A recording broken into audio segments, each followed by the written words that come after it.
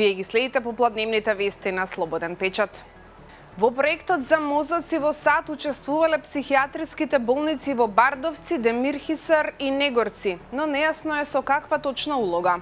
Годишниот извештај од периодот 2004-2005 година од Одделот за психијатрија на Универзитетот Колумбија во САД, со кого соработувале и македонските професори и доктори по судска медицина Алексеј Дума и Гораст Росоклија, на 79-та страница ги откриваат и другите институции од Македонија што биле вклучени во научното истражување.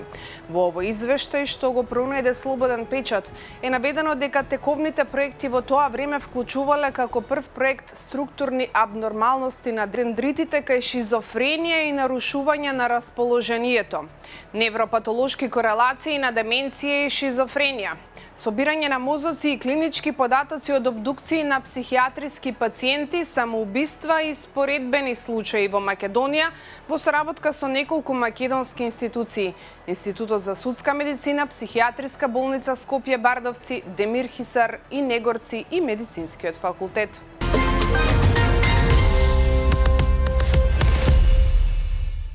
По откривањето на големата наркоафера во Србија, каде беа запленети 5 тони марихуана спакувана во картонски кутии од Македонија, институциите влегле во фирмата Алфа Фарм, чиј собственик падна во акцијата.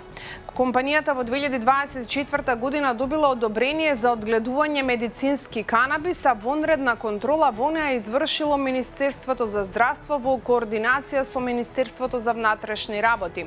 Но што откриле и дали имало какви било нерегуларности од Министерството за здравство не откриваат, а информации нема ниту од МВР како огромното количество марихуана ја минало границата и стигнало во Србија. Во фирма во село кај Крушевац во собственост на пратеник од владеачката Српска напредна странка која се занимавала со корнишони.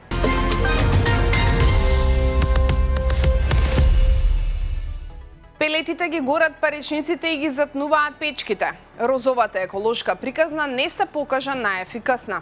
Печките на пелети се уште ја брануваат јавноста. На социјалните мрежи граѓани се уште реагираат дека се чувствуваат измамено со субвенциите што ги добиле од државата за печките и дека сегашниот ЕСАП им е многу поголем од она што планирале кога ги купувале печките. Постојат и многубројни реакции за квалитетот на пелетите, за начинот на одржување на печките. Дел од граѓаните велат и дека се откажале од ваквиот начин на грејење, но сепак има и такви што кажуваат дека им е топло и поевтино отколку со струја, затоа што загреваат поголем простор, а и научиле кога е наевтино да се купи и кои пелети се најквалитетни. Цените на пелетите продолжуваат да растат, а граѓаните се прашуваат дали веќе е одржливо грејењето на пелети.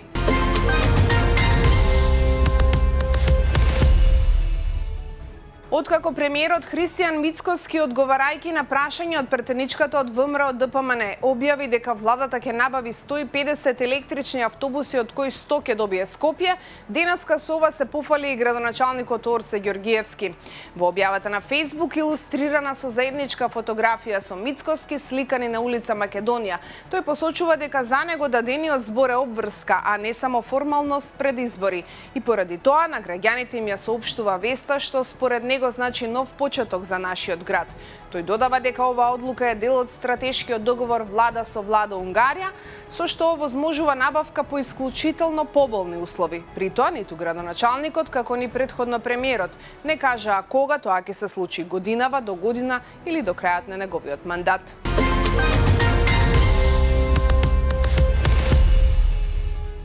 Представници на угостителите на денешната средба со државниот секретар во Министерството за економија и труд побарале прво да се спроведе кампања, па потоа да се почне со примена на законот против пушење.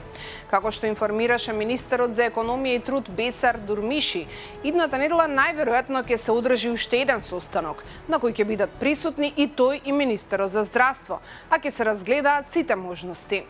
Дурмиши не кажа дали можеби ќе се одложи спроведувањето на законот кој треба да почне од 1 март, но напомена дека целта е грижа за јавното здравје. На предстојниот состанок нагласи тој ќе се донесе одлука што ќе биде прифатена од сите засегнати страни, вклучувајќи ги и угостителите.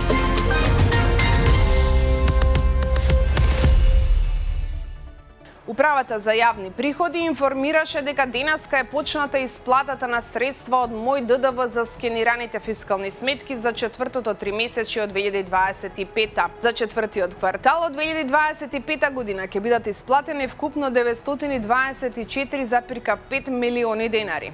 Тие напоменуваат дека во овој момент 5292 корисници кои скенирале фискални сметки имаат внесено погрешна трансакцијска сметка, поради што не се во можност да ја реализираат исплатата.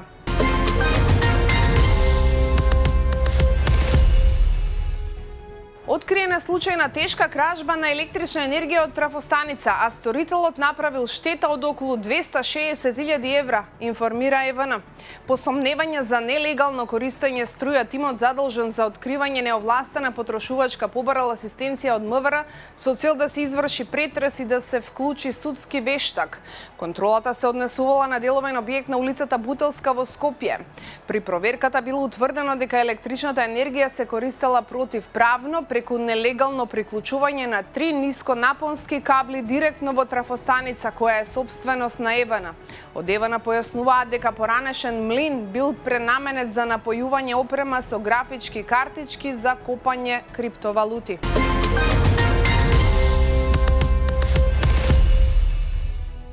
Министерството за образование и наука најави дека двата недовршени објекти кај ректоратот на Универзитетот Свети Кирил и Методи во Скопје, чија изградба е запрена повеќе од една деценија, конечно ќе се доградуваат откако ќе биде избран проектант, а потоа и изведувач на градежните работи. Поради променетите стандарди и потреби во однос на времето кога започна изградбата во 2013 година, одлучено е двата објекти да ги користи исклучиво Факултетот за информатички технологии и компјутерско инженерство ФИНКИ.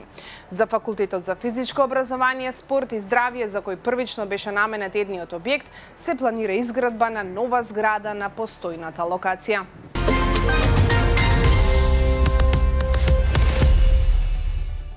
Ноќеска е фрлена експлозивна направа врз куќата на Здравко Чолик во елитната белградска населба Дедиње.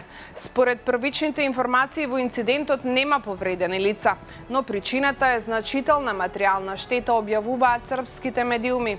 Соседите сведочат дека одекнала силна детонација која ги вознемирила жителите на улицата. Во моментот на експлозијата во куќата се наоѓале пејачот, неговата сопруга Сандра и ќерката Лара. Веднаш по пријавата, полициските сили ги блокирале пристапите до објектот. Увид на лица место вршат припадници на Министерството за внатрешни работи заедно со дежурен обвинител од Вишето јавно обвинителство во Белград. Истрагата е во тек, а мотивите за нападот засега не се познати.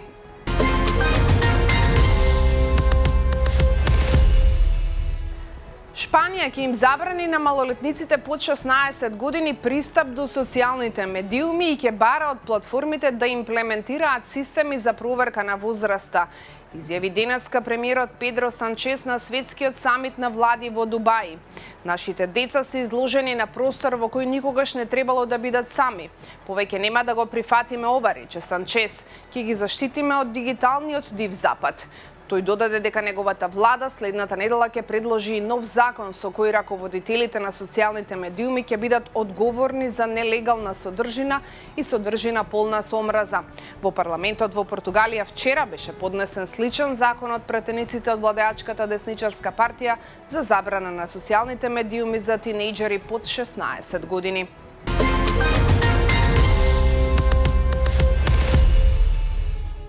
Канцеларијата на парискиот обвинител изврши рација во канцелариите на платформата за социјални медиуми X на Илон Маск во Франција, како што беше објавено во соопштението, пренесува Франс 24. Како дел од истрагата, канцеларијата на парискиот обвинител ги повика Илон Маск и Линда Јакарино, првата извршна директорка на платформата, да сведочат. Одделот за сајбер криминал на обвинителството ја води истрагата, соопшти одделот во објавата на X. Европол и одделот за сајбер криминал на француската полиција исто така учествуваат во истрагите.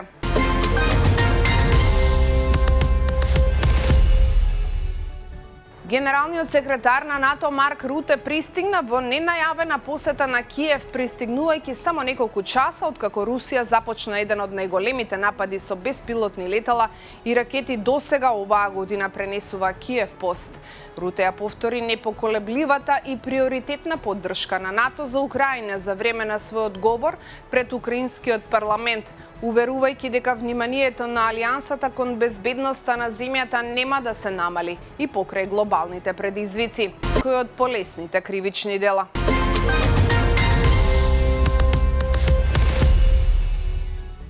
Две лица се повредени откако бензинска пумпа во источниот дел на Каиро пропадна во дупка длабока 15 метри во саботата навечер, предизвикувајќи целосно уривање на две комерцијални продавници, објавија локалните медиуми. Снимките од безбедносните камери покажуваат како зградата тоне додека автомобилите и луѓето во близина бегаат на безбедно место. Според информациите, при уривањето на зградата се повредени две лица и се однесени во болница за прва помош. Првичните проценки го припишуваат уривањето на ископувањата во блиската зграда, а истрагата е во тек. Ова беа попладневните вести на Слободен печат. За се што е ново кај нас и во светот се информирате од нашиот портал slobodnpečat.mk. Пријатно!